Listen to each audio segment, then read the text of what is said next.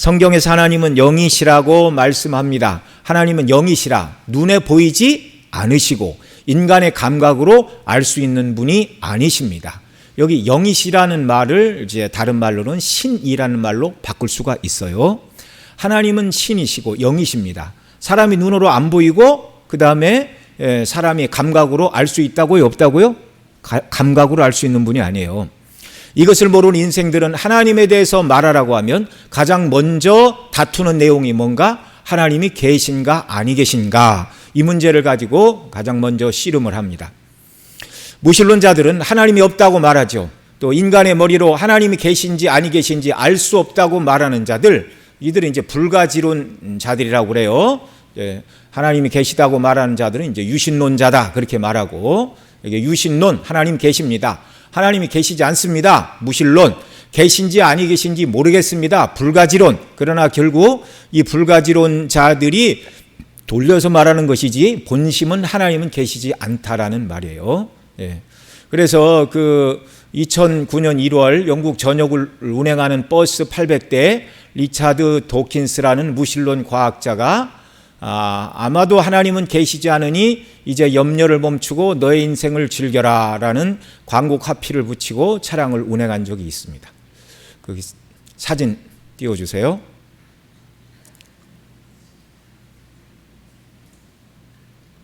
가운데 있는 이 사람이 리차드 도킨스고 그 뒤에 있는 버스가 런던 시내를 달리는 버스인데 거기 써붙였잖아요. There's probably no God. Now stop worrying and enjoy your life. 하나님, 아마도 하나님은 계시지 않는 것 같으니 염려를 멈추고 내 인생을 즐겨라. 왜 이런 일을 하는지 모르겠어요. 그렇게 많은 돈을 들여서. 자, 그림 내리시고 집에 가서 저 사진만 기억에 남을까 걱정입니다. 자, 이 광고 카피를 붙이고 은행한 적이 있는데 그 다음 아마도 probably 하나님은 계시지 않으니라는 말에서 하나님이 계시지 않다고 말하는 이 무신론자들의 주장이 확실하지 않다는 걸 증거하고, 자기도 잘 몰라요. 아마 그럴 것이다 이렇게 말하고 싶은 거예요. 자기가 눈으로 보이지 않고 감각으로 하나님을 만날 수 없으니 계시지 않은 것 같다 이렇게 말하는 거죠. 하나님이 없다고 말하는 자들의 말 속에도 불확실성을 담고 있다라는 말입니다. 하나님께서 계신지 아니 계신지 유한한 피조물이 그것을 논한다는 것 자체가 분수를 넘는 거예요. 왜요? 하나님은 무한자잖아요. 하나님이 지으신 유한자가 무한하신 하나님을 향하여 어디 있느냐고 말한다면 이게 분수를 넘는 일이죠. 그러면 왜 무신론자들은 하나님의 존재를 부정하죠? 이 세상에서 초월하여 계신 영이니 하나님은 사람들의 지성과 경험으로 알 수 있는 분이 아니기 때문입니다. 하나님이 계신지 아니신지는 믿음의 영역이에요. 지성과 감각의 영역이 아니라 믿음의 영역입니다. 그래서 성령께서 주신 우리의 믿음으로 말미암아 하나님이 계심과 성경이 하나님의 말씀임을 믿음이라는 우리 영혼의 손으로 수납을 하는 거예요. 그런 은혜를 우리에게만 주셨어요. 그러나 무신론자들이 하나님의 존재를 분정하는 진짜 이유는 그 다음 문장에 있어요. 이제 염려를 멈추고 내 인생을 즐겨라 라는 말을 통해서 그 답을 알 수 있습니다. 먼저 이제 염려를 멈추라는 말이죠. 그들은 하나님이 계시지 않다면 걱정할 필요가 없다라고 말합니다. 무엇에 대해 걱정하지 말라는 것이죠? 하나님이 계시지 않다면 하나님이 계시면 자기가 바르게 살아야 되고 바르게 살지 못한 것에 대해서 하나님이 책임을 묻고 심판할 터인데, 하나님이 계시지 않다면 내 마음대로 살아도 아무런 걱정도 염려도 할 필요가 없다. 그런 말입니다. 그런 말. 그러니 이제 염려를 멈춰라 이렇게 말하는 것이죠. 하나님이 계시다면 자기가 행한 모든 일들에 대하여 해명하고 하나님은 선악간에 인간의 행사에 대하여 책임을 물으실 것이라는 종교심의 반로에서 이렇게 말하고 있어요. 그러니까 하나님이 계시지 않으니 염려를 멈추라는 말 자체가 그가 하나님을 두려워하고 있다는 반증이라 그런 말입니다. 정말 하나님 계시지 않다고 그렇게 느끼고 생각한다면 그런 말을 할 필요가 없는 거예요. 아마도 하나님은 계시지 않을 것 같으니 모든 인생의 염려를 그치라는 말을 통해 자신들이 얼마나 하나님의 존재를 두려워하고 있는지를 역설적으로 증거하는 말입니다. 또한 자신들의 행실이 의롭고 바른 것이라면 사람들은 하나님이 계시기를 도리어 원할 것입니다. 예를 들면 이런 거예요. 공부를 잘하는 학생들, 숙제를 잘하는 학생들은 언제 시험을 보는가, 이것이 관심사항이에요. 공부가 완전히 돼 있으면 언제 시험을 봐도 두려울 게 없고 당당하고 빨리 시험을 보고 싶어요. 자신이 열심히 공부한 것을 증명할 기회가 빨리 오기를 원하는 것입니다. 자신들의 불의, 죄, 인격으로서의 책임성을 하나님 앞에서 다하지 못한 죄인들은요, 하나님이 계시다는 것과 인생을 선악간에 심판하신다는 것이 두려움이라는 걸 스스로 말하고 있는 거예요. 하나님이 계시지 않았으면 좋겠다 말하는 사람은 지금 어떻게 살고 있다고요? 그 하나님 앞에서 죄 가운데 살고 있다고요. 체코 민주화후 초대 대통령이 된 바칠라프 하벨이 이제 공산화 때 감옥에서 오래 갇혔고 이제 민주화된 다음에 초대 대통령이 됐는데, 이분이 감옥에서 그의 아내에게 쓴 편지에서 자신의 철학적 사색을 담아내었는데, 처음부터 마지막 편지에 흐르는 가장 큰 주제가 인간의 책임성에 대한 주제였습니다. 자기가 왜 공산주의와 독재에 굴복하지 않고 싸워서 이 고난을 받는가? 정말 책임성, 어떤 책임성. 예. 자, 그런데 그 책임성이 누구에 대한 책임성인지를 말하지 않고 민주화가 찾아왔어요. 여러분, 인간의 가치고 악이 그치고 선을 행해야 될 책임성은 누가 주셨어요? 하나님께서 주셨어요. 하나님께서 주셨어요. 제가 여러 번 얘기를 했죠. 사람하고 동물이 다른 거예요. 여러분, 그 개 두 마리가 이렇게 길을 가다가 고기가 한 덩이 누가 떨어뜨린 걸 발견했어요. 그러면 두 마리가 이제 그 고기를 발견했으니까 어떻게 먹어야 됩니까? 사이좋게 나눠 먹어야 되겠죠. 내가 한 입, 네가 한 입 이렇게 먹든가 지나가는 사람 보고 칼로 좀 잘라서 좀 나눠달라고 그러든가. 근데 개가 음식을 그렇게 먹습니까? 아니에요. 개는 두 마리만 있어도 뭘 정합니까? 서열을 정해요. 서열을. 그래서 첫째가 먹고 남겨줘야 둘째가 먹는 거예요. 배부를 때까지. 그러니까 서열이 앞선 것이 다 먹었다고 뒤에 있는 강아지가 자기보다 힘이 센 서열이 높은 개를 향하여 막 항의합니까? 항의하지 못합니까? 항의 못해요. 괜히 항의했다가 물려요. 그런 짐승의 세계에는 책임성 또는 공의 뭐 이런 거 하나님 주셨어요? 안 주셨어요? 안 주셨어요. 그래서 동물들의 세계에서는 먹을 것을 힘센 것이 다 먹어도 도덕적으로 누가 나쁘다고 얘기하지 않습니다. 이해가 되시죠? 사자가 사슴을 잡아먹으면 사람들 같으면 우리 집에 키우고 있는 염소를 누가 끌고 갔다 그러면 이건 큰일 날입니다. 재산을 훔쳐간 거 아니에요? 그러나 사자가 사슴을 잡아먹었다고 사람이 사법으로 사자를 우리에 가둘 수 있습니까? 그런 거 아니에요. 그런 도덕적인 책임과 영혼을 주시지 않았어요. 그러나 사람이라면 얘기가 다릅니다. 우리나라는 이제 뭐 기를 일이 별로 없지요. 깊은 이제 산속에 가다가나 이제 길을 잃을까. 근데 그 넓은 호주 같은 데는 이렇게 바닷가나 이렇게 사람이 살지, 안쪽에 들어가면 다 사막이잖아요. 근데 이제 그런 데서 길을 잃었어요. 근데 뭐 어떻게 참 운이 좋아가지고 과일나무를 하나 딱 발견을 했습니다. 근데 뭐 한 사과가 2개 달렸다고 그래봐요. 일주일 굶었는데. 그러면 사람 같으면 먼저 발견한 사람이 2개 다 먹으면 됩니까? 안 됩니까? 돼요? 안 돼요? 안 될 건 없죠. 그러나 저 사람이 안 발견했고 내가 발견했으니까 오기 전에 빨리 먹어야 해지. 먹어도 뭐 어떡하겠어요. 그러나 똑같이 굶었고 잘 모르는 사람이지만 저 사람도 배고플 것이다를 생각하니까 사람이라면 이걸 나눠 먹어야 돼요? 안 나눠 먹어야 돼요? 나눠 먹어야죠. 예. 뭐 법적으로 도덕적으로 그렇게 하라는 법은 없지만 혼자 2개를 다 먹으면 자기가 이것은 내가 지금 뭘 하는 짓이다? 죄를 짓는 것이라는 걸 아는 거예요. 그런 인간으로서 마땅히 하나님 앞에서 어떻게 살아야 되는가? 그런 종교심, 책임감, 사람에게만 주셨어요. 영혼을 가진 사람에게만 주셨어요. 짐승에게는 그런 것이 없는 것입니다. 찰사지는 사람에게는 의존하고 있는 존재, 그리고 책임을 다해야 될 존재가 있다라고 하였습니다. 누구에게 의존하고 누구에 대한 책임성인가? 말할 것도 없이 창조와 통치와 구원과 심판에 하나님을 의존해야 되고 그 하나님 앞에서 책임성을 져야 돼요. 하나님의 창조물인 인간은 늘 자신이 누구인가, 어떻게 살아야 되는가에 대한 질문을 하고 살아야 하는 것입니다.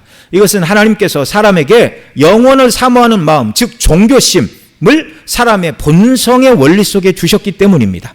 아마도 하나님은 없을 것이니 염려를 그치라는 말은 역설적으로 인간은 막 살아도 되는 자가 아니라 하나님 앞에서 자기 행동에 책임을 져야 하는 하나님의 형상을 닮아 지음받은 인격체임을 대변하는 말로 이해해도 되는 것입니다. 그 다음에 너의 인생을 즐겨라는 말, 무신론자들은 하나님이 없으면 행복할 것이라 말해요. 왜냐하면 자신이 원하는 삶, 즐기는 삶을 살 수 있기 때문이라는 것입니다. 그러나 그런 자들을 향하여 다윗은 시편 14편에서 뭐라고 그래요?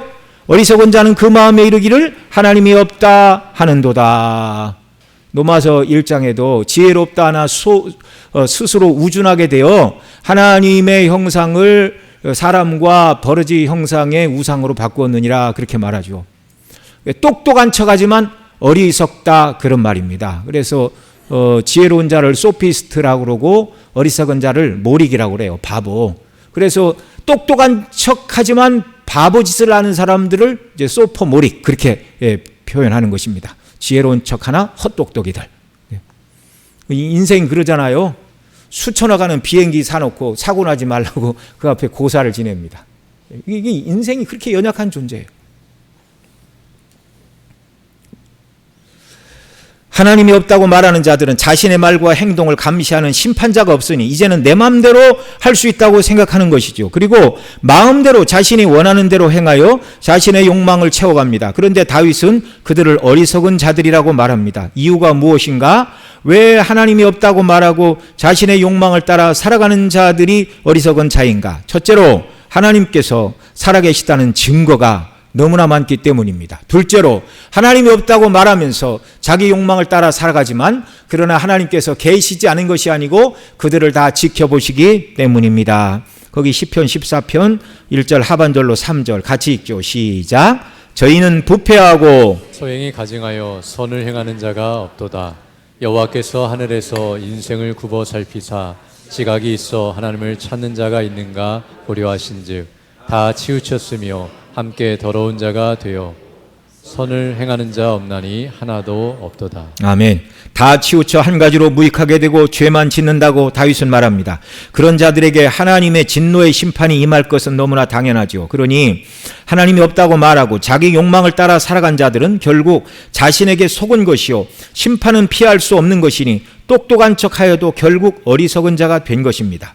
너의 인생을 즐기라는 말은 아무 책임도 질 수 없는 말이에요. 만일 무신론자들의 말을 따른 사람이 하나님의 심판대 앞에서 당신 말을 듣고 내가 일이 망하게 되었다 말한다 해도 하나님이 없다고 말한 무신론자들이 대신 책임져 주지 않습니다. 사람은 자신이 누구인가에 대한 고민, 곧 정체성에 대한 고민이 있어요. 왜 동물들과 달리 사람들은 자기 정체성에 대해서 고민하는가? 바로 책임성 있는 존재이기 때문에 하나님께서 책임감을 갖고 살도록 사람을 지으셨기 때문에 정체성을 갖게 되고 자기의 인생과 삶에 대해서 의문을 갖게 되는 것입니다. 내가 이렇게 살아도 되나? 인간만 고민한다는 말이죠.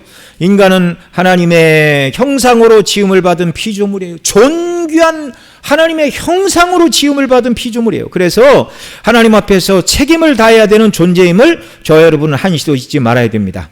그러면 인간을 지으신 하나님은 누구신가? 이 문제에 대하여 소요리 문답 제4문에서 이렇게 가르칩니다. 제가 문 읽습니다. 하나님은 어떤 분이시지요? 하나님은 영이신데 그의 존재하심과 지혜와 권능과 거룩하심과 공의와 인자하심과 진실하심이 무한하시며 무궁하시며 불변하신 분이십니다.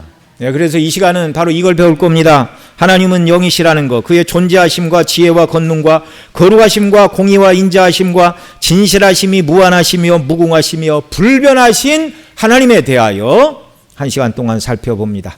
웨스트민스터 신앙고백서 제2장 하나님과 성삼위 하나님에 관하여 제1항에서도 쭉 얘기를 하고 그 성경 구절을 달아놨는데요. 이거 자세히 설명하면 한 시간 가니까 이거 어른들을 위해서 여기 넣어놨습니다. 집에 가서 참고 구절하고 꼼꼼히 읽으면서 잘 읽어보시기 바랍니다. 넘기셔서 5페이지. 자, 먼저 성경에서 하나님은 어떤 분이라고 가르치고 있다고요? 하나님은 영이십니다. 하나님은 영이십니다.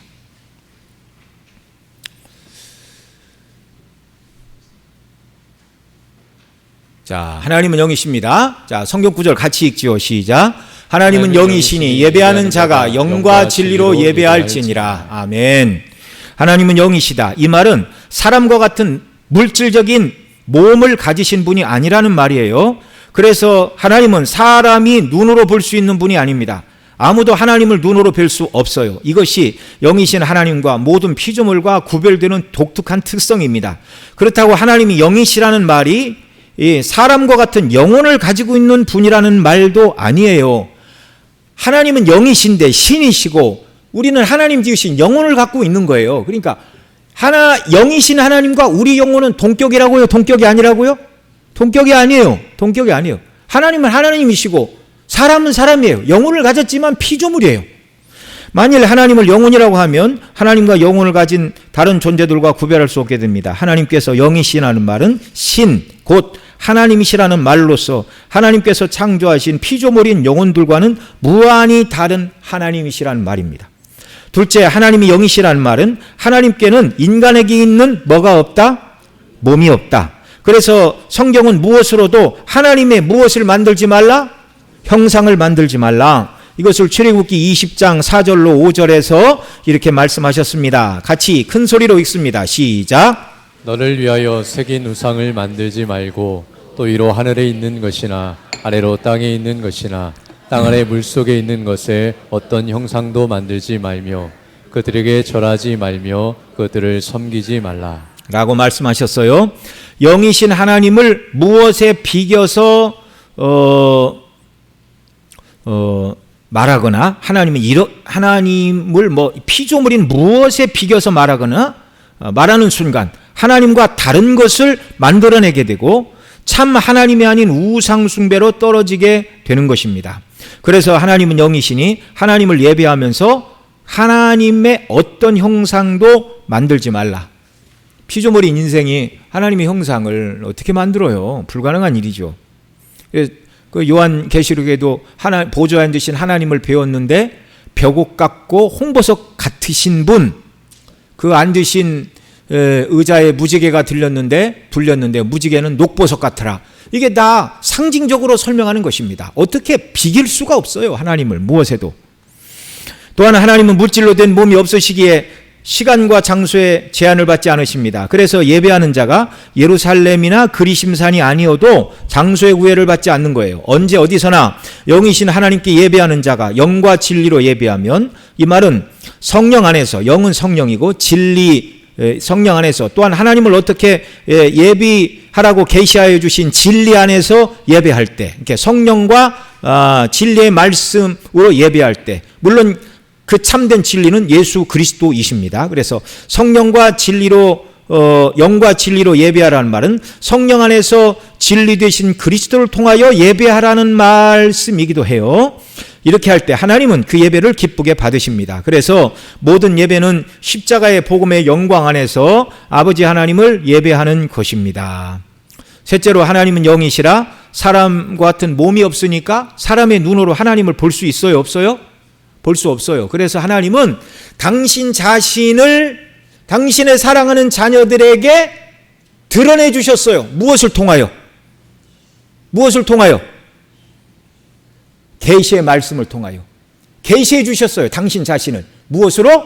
말씀을 통해서. 그래서 우리가 하나님이 어떤 분인가를 무엇을 통해서만 안다고요? 기록된 말씀, 성경을 통해서만 하나님이 어떤 분인가를 알 수 있다고요. 요한복음 1장 18절에서 이렇게 말합니다. 본래 하나님을 본 사람이 없으되 아버지 품속에 있는 독생하신 하나님이 나타내셨느니라. 그러니까 하나님의 아들이신 그분이 죄 없으신 참 사람의 몸을 입고 성령으로 동정녀 마리아의 몸에 잉태되어 이 땅에 오셔서 예수님이 행하시는 일들과 그분의 말씀과 십자가에서 이루신 이 모든 사역을 통하여 하나님이 어떤 분인가를 우리에게 가르쳐 주시고 드러내 주시고 나타내 주셨다는 말이에요. 영이신 하나님, 우리가 볼 수 없는 하나님은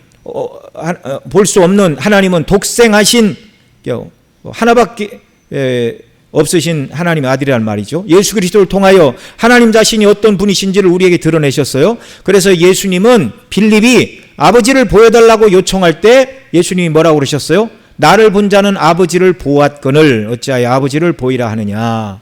영이신 하나님은 눈에 보이지 않습니다. 하나님의 아들이신 예수 성자께서 사람의 몸을 입고 이 땅에 오셔서 인간 예수, 우리를 구원자이신 그리스도로 오신 그분이 말씀드린 대로 하신 말씀 또 행하신 사역을 통하여 하나님이 어떤 분인가, 얼마나 죄를 미워하시는가. 그러니까 우리가 영원토록 지옥 형벌을 받아야 되는데 우리 대신 예수님을 십자가에 내어주심으로 말미암아 이 뒤에 가서 다 나와요. 하나님 얼마나 죄를 미워하는 공의로우시고 거룩하신 분인가. 근데 우리가 다 영원토록 지옥에 떨어지는 것을 기뻐하지 않으시고 우리를 불쌍히 여기사 구원하기를 원하시는 사랑의 하나님이신가? 그 일을 이루실 수 있는 전지전능하신 능력의 하나님이라는 것을 예수 그리스도의 인격과 사역을 통하여 하나님은 우리에게 다 드러내 주셨어요. 예수님을 바라볼 때만이 하나님이 어떤 분인가를 우리가 알게 된다는 말입니다. 우리는 예수님의 인격과 사역을 통해 하나님이 어떤 분이신지를 알게 되는 것입니다. 히브리서 1장 1절로 3절에서 이렇게 말해요. 같이 읽죠. 시작. 옛적의 선지자들을 통하여 여러 부분과 여러 모양으로 우리 조상들에게 말씀하신 하나님이 이 모든 날 마지막에는 아들을 통하여 우리에게 말씀하셨으니 이 아들을 만유의 상속자로 세우셨고 또 그로 말미암아 모든 세계를 지으셨느니라. 이는 하나님의 영광의 광채시요 그 본체의 형상이시라. 그의 능력의 말씀으로 만물을 붙드시며 죄를 정결하게 하는 일을 하시고 높은 곳에 계신 지극히 크신 그의 위에 우편에 앉으셨느니라 말씀하시고 있어요. 우리 예수님이 아니시면 하나님이 어떤 분이신지 우리가 몰라요. 3절에 보면 2절까지는 예수님이 모든 세계를 지으셨다라고 말하고 이는 하나님의 영광의 광채시요. 누가요? 예수 그리스도께서 본체의 형상이시라. 능력의 말씀으로 만물을 붙드시며 죄를 정결케 하는 일을 하시고 높은 곳에 계신 지극히 크시니 우편에 앉으셨느니라. 바로 예수님을 통하여 하나님 누구신가를 드러내 주셨다는 말이죠. 아들을 통하여 구원 계시를 완성하셨을 뿐만 아니라 아들을 통하여 창조를 완성하셨고 아들을 통하여 하나님의 영광의 본체의 형상의 영광이 어떠함을 드러내 주셨어요. 그리스도의 십자가를 통한 하나님의 지혜와 사랑과 그리고 부활을 통하여 하나님의 능력과 재림을 통한 영원한 심판과 완성될 하나님 나라에 대한 소망은 우리로 하나님이 얼마나 완전하시고 영원하시고 사랑과 능력으로 충만하신 분이며 또한 죄인을 심판하시는 얼마나 두려우시고 거룩하신 영이신가를 우리에게 가르쳐 주시는 거예요. 넷째, 사람은 몸이 있어야 보고 듣고 말하며 물건을 만지고 여기저기 발로 옮겨다니며 활동할 수 있지요. 그러나 하나님께서 영이시기에 몸이 없다고 말할 때 하나님을 사람처럼 생각하여 몸이 없으니 아무런 활동도 생각도 없을 것이라 생각하면 된다고요? 안 된다고요? 안 된다고요.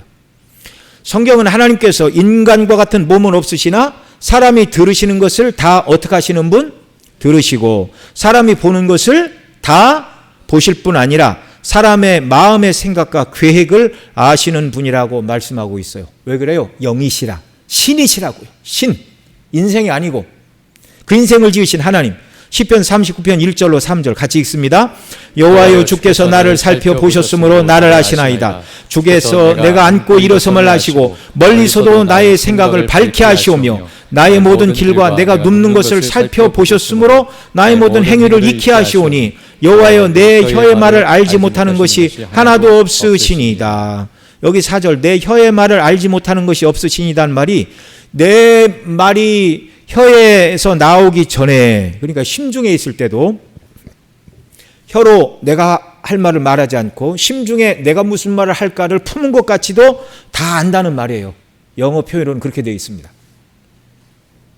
하나님 모든 것을 보시고 들으시고 마음의 생각까지 감찰하시는 전능하신 전지하신 분이에요. 그래서 성경에서 하나님을 눈과 귀가 있는 사람처럼 표현하는 구절이 많이 있는데 이것을 사람들에게 쉽게 이해하라고 시인인 동영론적 표현이에요. 하나님은 영이시라 눈과 귀가 없어요. 입이 없어요. 그러나 사람이 보는 것보다 더 정확하게, 사람이 듣는 것보다 더 확실하게 하나님은 보고 들으시고 또 우리에게 말씀으로 성경을 통하여 성령 안에서 우리에게 말씀하시는 것입니다.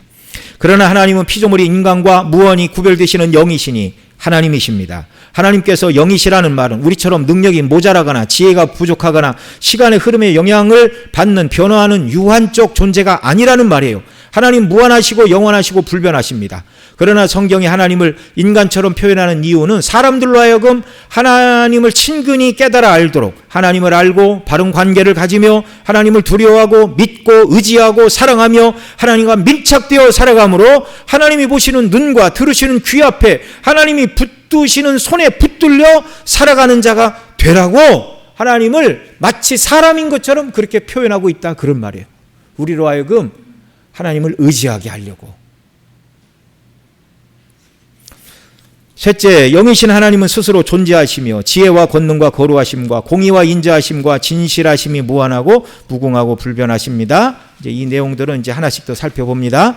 자, 먼저 하나님은 스스로 존재하시는 자존하신 분입니다.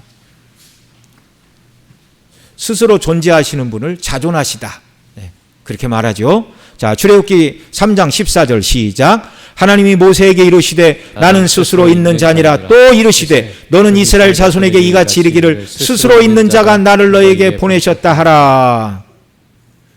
저 어려서는 어떤 사람이 그랬어요. 하나님 아버지가 누구냐? 애들이 이제 철이 없어서 하나님의 아버지가 있으면 하나님의 아버지는 또 누굽니까? 하나님이 제1원인이에요. 네. 하나님 위에는 아무도 없어요. 그래서 하나님이신 겁니다. 스스로 계신 하나님은 영원 전부터 영원 무궁토록 홀로 자존하신 분이에요. 스스로 계신 분이에요.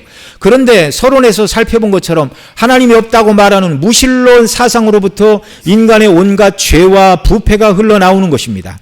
하나님께서 계시지 않다고 말하는 자들을 무신론자들이라고 말하나 하나님께서 살아계심을 알고도 그 하나님의 뜻대로 순종하지 않는 자들을 이르는 또 다른 표현이 있어요. 실천적 무신론자라고 말해요. 저와 여러분은 무신론자입니까? 무신론자가 아닙니까?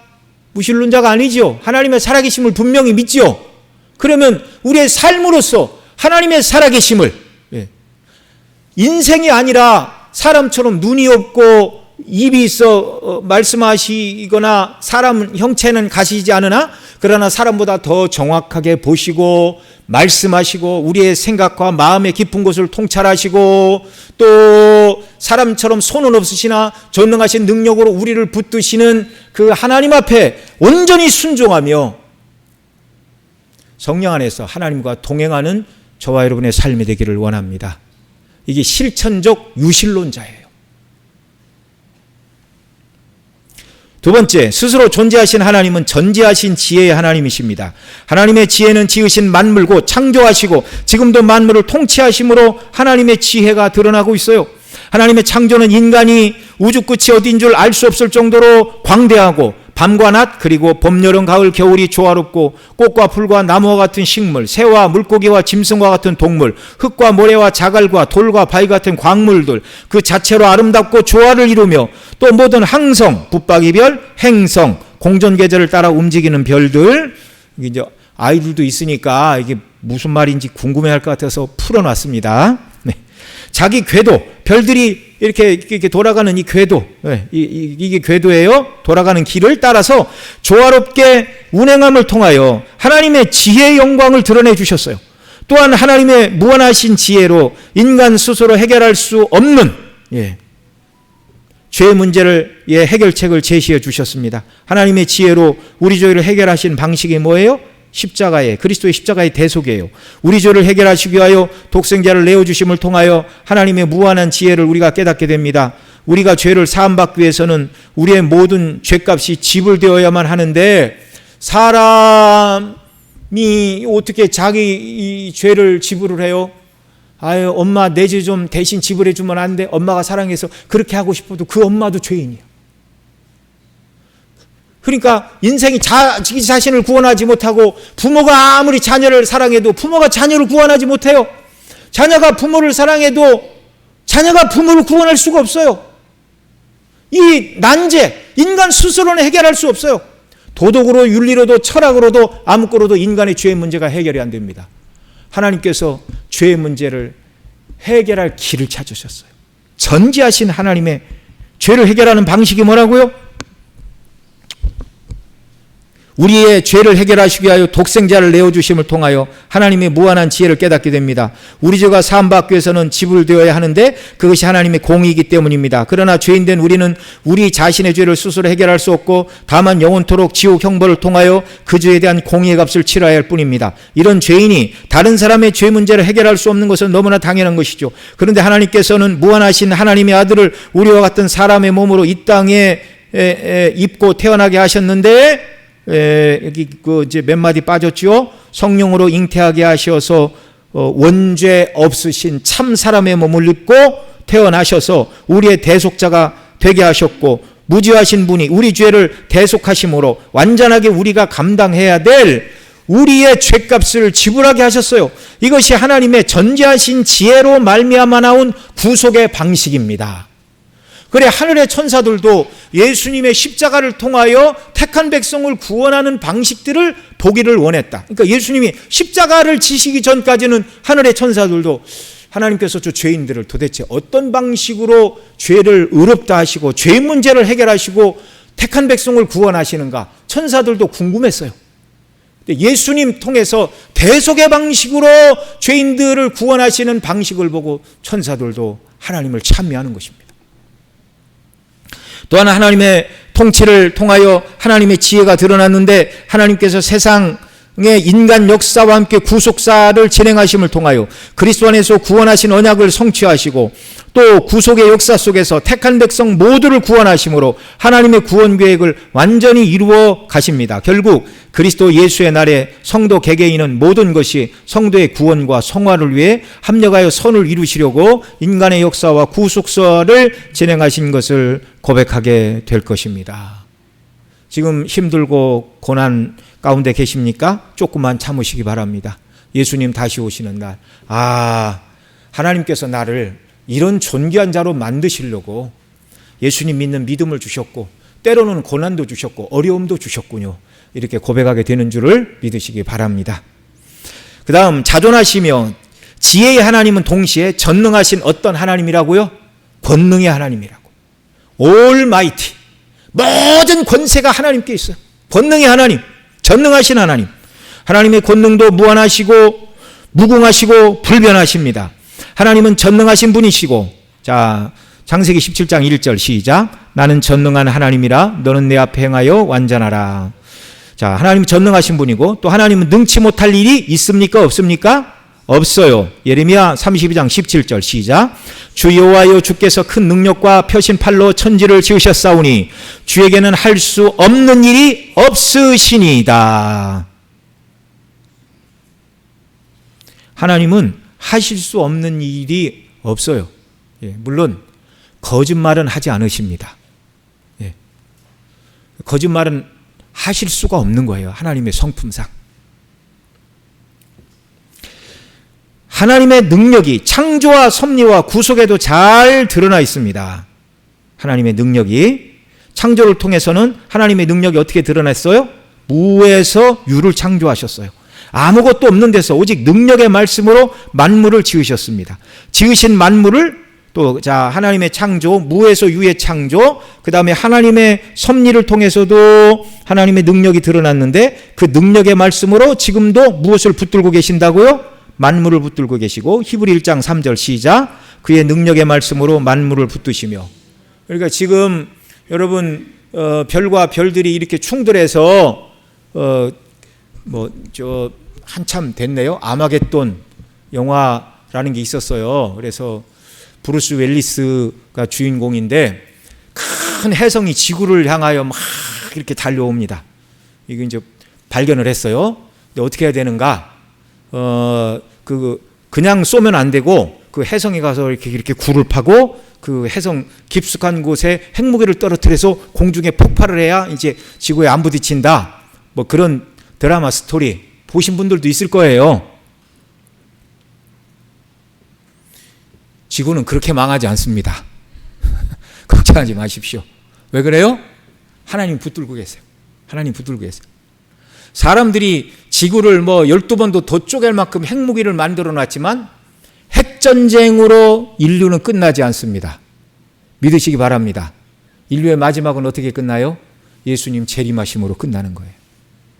그래서 이 수많은 무기들을 가지고 뭐 서로 겁주지요.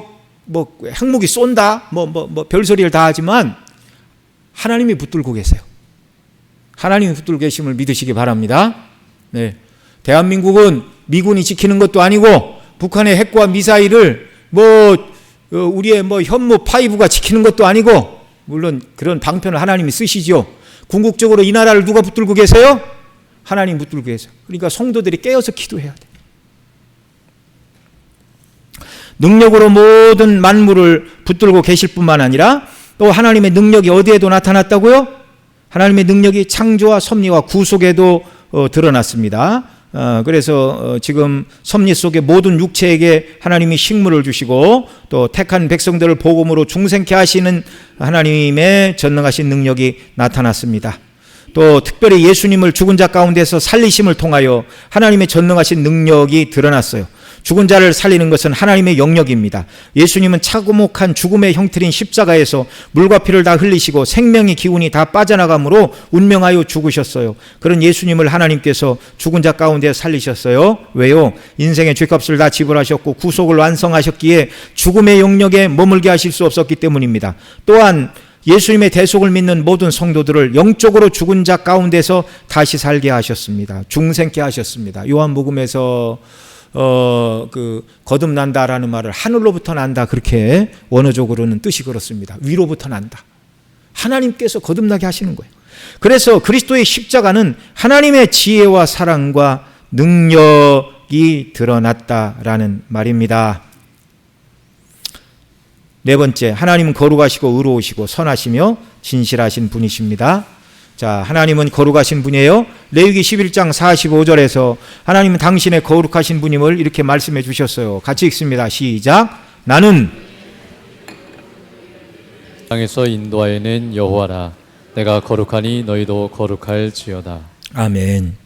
하나님께서 거룩하시다는 말씀은 1차적으로 피조물과 무한히 구별되신다는 말이에요. 거룩, 분리되어 있다 그 말이에요. 피조물과.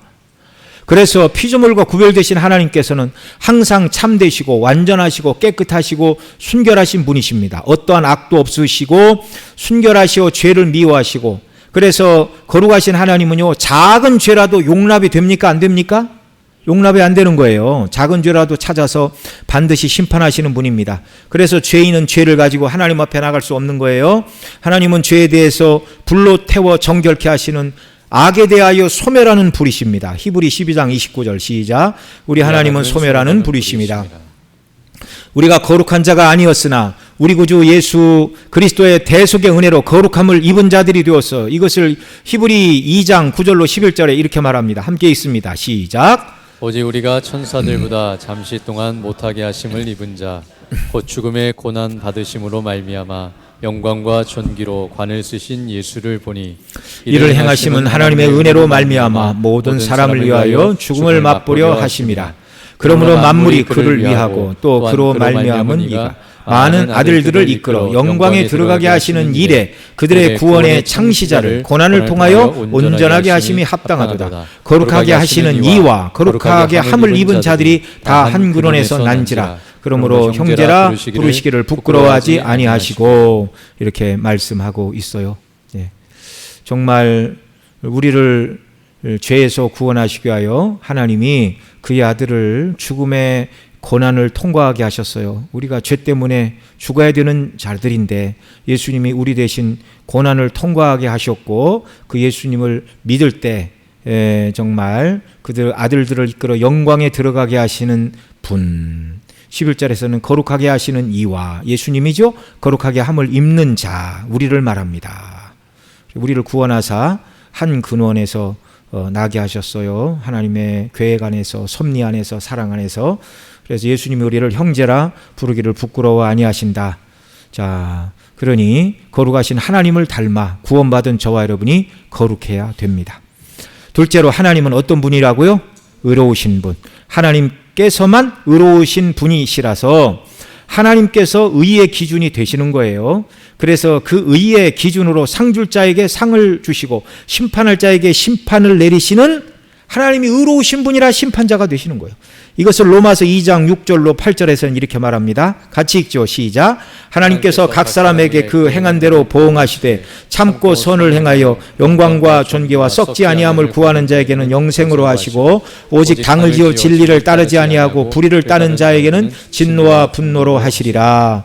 이 하나님의 의의 기준에 범죄한 아담의 후손은 아무도 참고 선을 행하여 영광과 존귀와 썩지 아니함을 구하는 자들에게 하나님 영생으로 갚아주시는데 그런 대상이 있어요? 없어요? 없어요. 아무도 없어요. 갚아주신다는 하나님의 공의에 합당한 자가 하나도 없어요. 하나님께서 택한 백성을 구원하시기 위해 죄인들이 받아야 할 하나님의 공의를 그의 아들에게 나타내셨어요. 이걸 벨직 신앙고백서 제20조에서는 이렇게 말합니다. 거기 중요한 부분 같이 읽죠. 그리하여 하나님께서는 우리의 죄악을 담당하신 그의 아들을 향하여서는 그의 공의를 나타내셨다. 로마서 5장 8절 같이 읽죠. 우리가 아직 죄인되었을 때 그리스도께서 우리를 위하여 죽으심으로 하나님께서 우리에 대한 자기의 사랑을 확증하셨느니라. 죄인인 우리를 향하여 퍼부어야 될 하나님의 공의의 심판이 누구에게 쏟아졌다고요? 예수 그리스도의 십자가에 하나님의 공의로운 심판, 내가 받아야 할 심판이 다 쏟아졌다고요. 그래서 십자가에서 우리가 죄인 되었을 때 하나님께서 우리에게 내려야 될 죄에 대한 공의의 심판을 예수님에게 내리심으로 하나님이 우리를 얼마나 사랑하시는가를 드러내 주셨다고요. 그래서 우리가 예수님 믿고 구원받아 하나님의 자녀가 되었고 구원받은 자들은 이 은혜 때문에 날마다 기뻐하며 하나님을 사랑하며 섬겨야 되는 것입니다. 다른 이유가 없어요. 구원받았기 때문에. 때로는 우리가 이 땅을 살아가면서 물질이 좀 부족하니까 참 안타깝죠. 그럼 한번 잘 생각해 보세요. 이 사랑 말고 하나님이 내 일평생에 한 1천억 좀 주시고 구원 안 해주시면 좋겠어요? 네? 1,000억 갖고 시원찮으니까 한 1조로 올릴까요? 여러분 중에 누가 하나님이 1조 줄 테니까 실컷 쓰고 죽어서 천국 못 간다 그러면 천국 대신 1조 택할 분이 있습니까? 아무도 없잖아요. 우리가 받은 구원이 그렇게 값싼 구원이 아니란 말이에요. 영화롭고 영광스러운 구원을 받았어요. 세상은 길어야 100년, 영원에 비하면 야고보 사도가 말하잖아요. 인생이 무엇이뇨? 아침에 잠깐 있다가 없어지는 안개니라. 여러분 이 사실을 마음에 꼭 새기시기 바랍니다. 이 또한 지나가리. 성경에 없는 말인데 사람들은 다윗이 했다 그럽니다. 그 말을. 이 또한 지나가리. 고난도 지나가고 영광도 지나가는 거예요.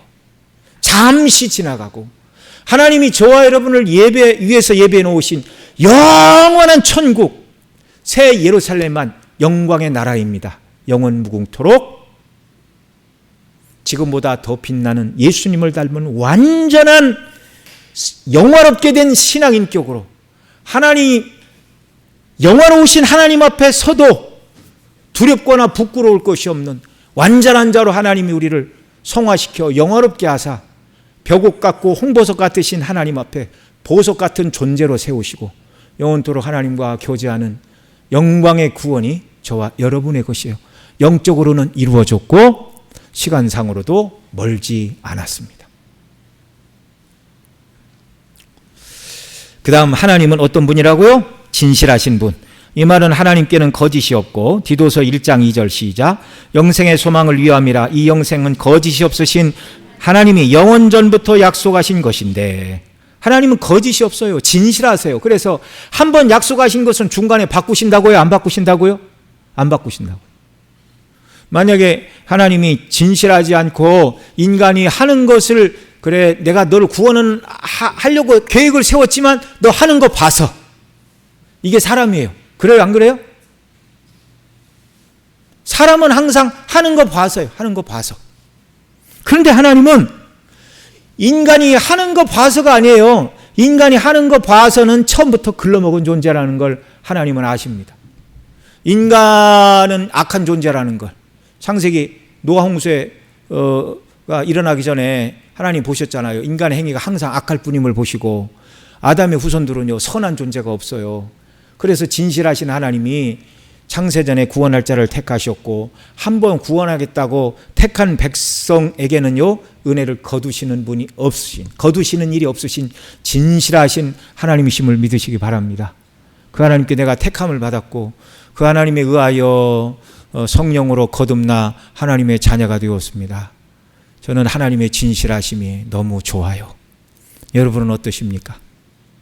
하나님의 진실하심이 너무 좋아요. 하나님의 성품 하나하나, 영이신 하나님, 신이신 하나님, 그 하나님, 스스로 계신 자존하신 하나님, 자족하신 하나님, 전지전능하신 하나님, 공의로우시고 의로우신 하나님.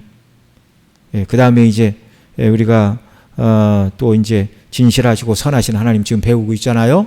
이걸 하나하나 우리가 묵상하면서 기도해야 됩니다. 하나님이 어떤 분이실까?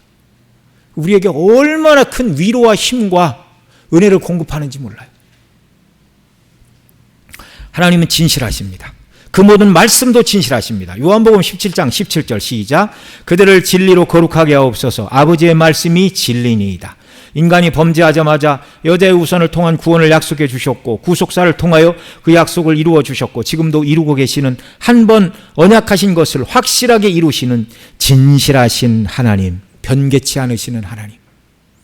그 다음 하나님은 선하십니다. 역대상 16장 34절에 같이 읽지요. 시작.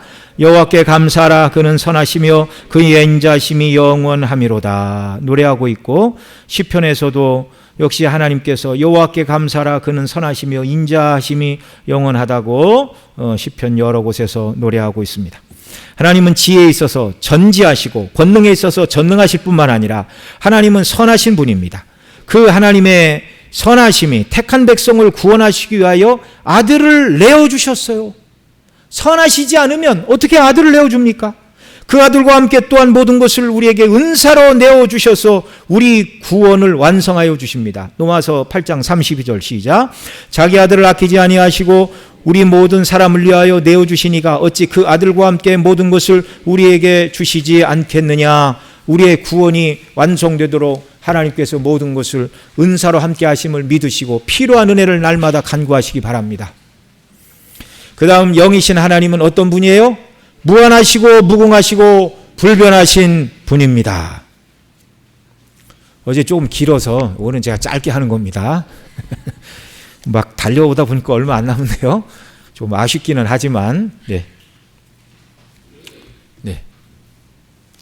내일도 길게 안 합니다. 네. 자, 영이신 하나님은 어떤 분이라고요? 무한하시고 무궁하시고 불변하신 분. 하나님께서는 그 존재하심과 지혜와 권능과 선하심과 거룩하심과 의로우심과 선하심과 진실하심이 무한하시고 무궁하시고 불변하신 거예요. 지금까지 얘기했던 그 하나님의 존재의 속성과 성품의 모든 속성, 그러니까 그 하나님의 자존하신 존재하심까지는 이제 하나님의 존재의 성품입니다. 그 다음에 지혜, 권능, 선하심, 거룩하심, 의로우심, 선하심과 진실하심은 하나님의 성품의 속성이고 이 모든 하나님의 존재의 속성과 성품의 이 모든 속성이 무한하고 무궁하고 불변하시다고요. 근데 이제 무한하다는 말을 지금 살펴보고 있어요. 무한하시다는 말은 한계가 없으시다는 말, 곧 영원하시다는 말입니다.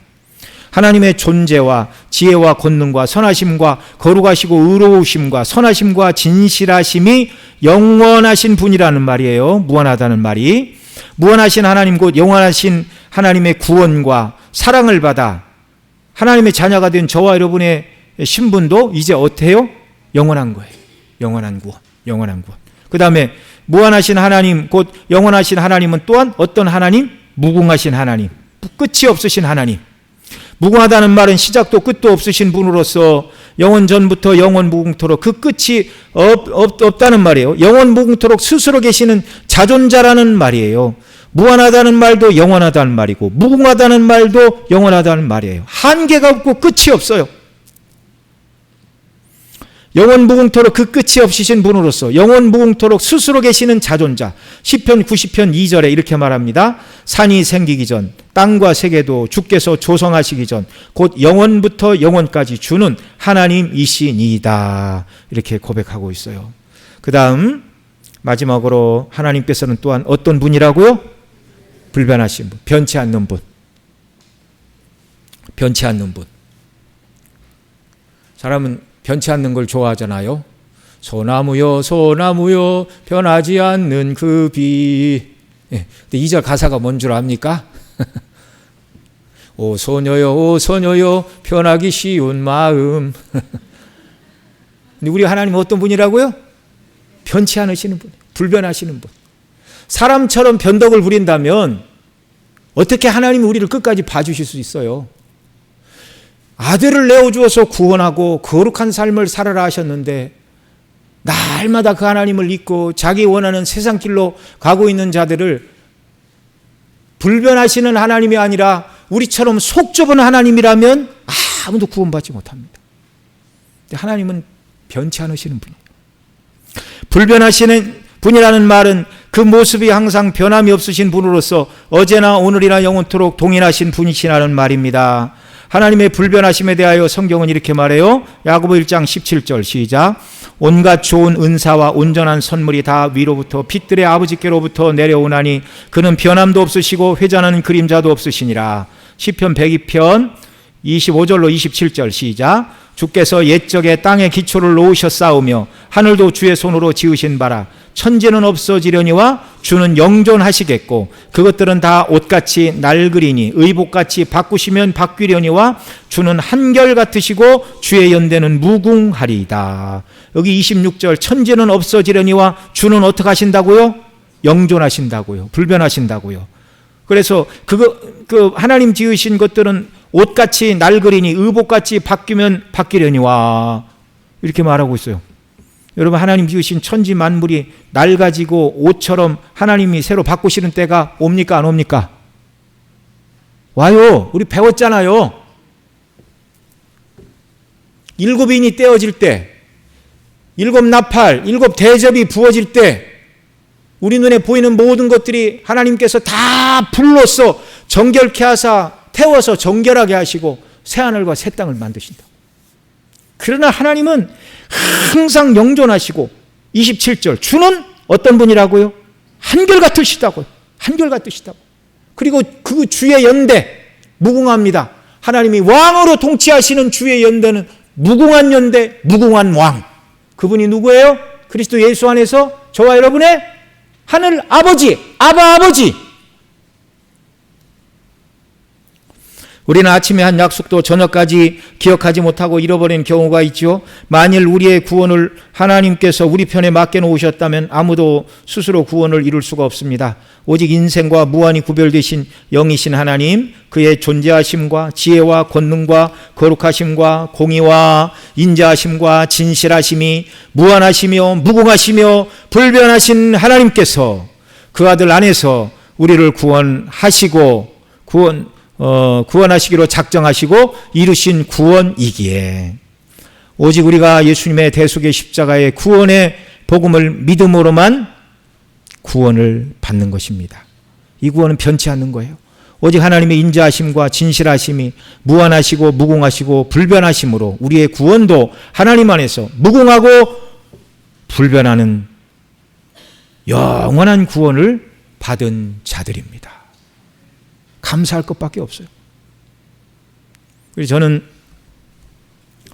이렇게 새벽 예배 끝나고 이렇게 기도할 때 이렇게 그 로이준 목사님은 기도할 때 성경을 읽거나 또 말씀을 묵상하고 내 마음속에 하나님이 어떤 분인가라는 것이 이렇게 충만히 밀려올 때 기도해라. 급하게 입을 열고 하나님 서운한 일이 너무 많네요. 왜 이건 안 이루어 주세요? 막 그렇게 기도하면 이게 하나님이 기뻐 받으실 만한 기도가 못 되는 거예요. 하나님 그런 기도를 안 들으시는 것은 아니지만, 그러나 하나님과 교통하며 생명의 기도를 하기를 원하는 사람은 하나님 어떤 분인가를 묵상하며 생각하며 기도해야 됩니다. 그래서 저는 새벽에든지 언제든지 기도할 때마다 바로 이 소요리 문답 4번의 답을 붙들고 기도해요. 스스로 계신 자존하신 하나님, 자존하시고 자족하신 하나님, 스스로 계신 하나님으로부터 모든 것이 나왔습니다. 저도 자존하신 하나님이 지으셨습니다. 하나님만 자족하십니다. 자족하신 하나님과의 생명의 연합 속에서만 저도 참된 만족을 누릴 수 있습니다.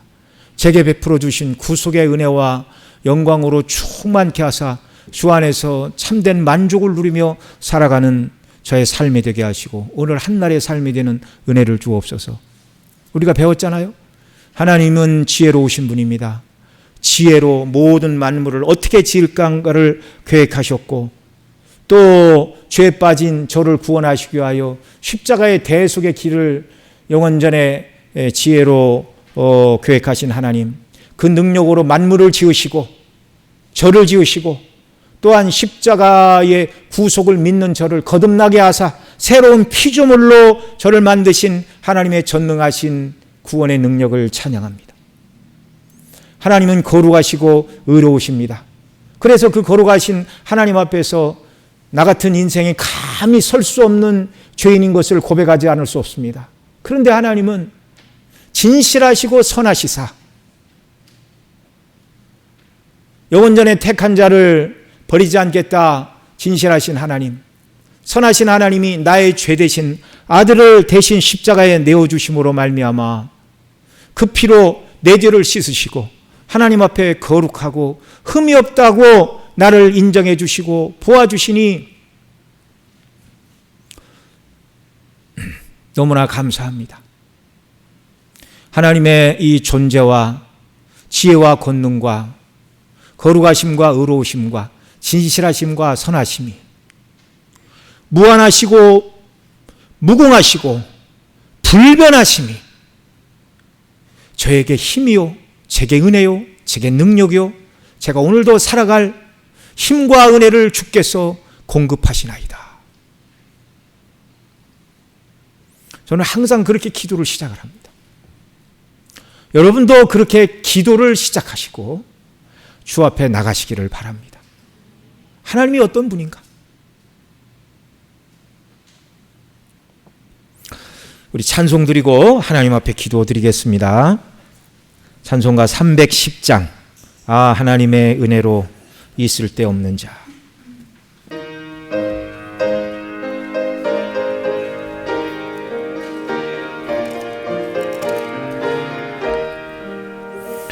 아 하나님의 은혜로 있을 데 없는 자, 왜 구속하여 주는지 난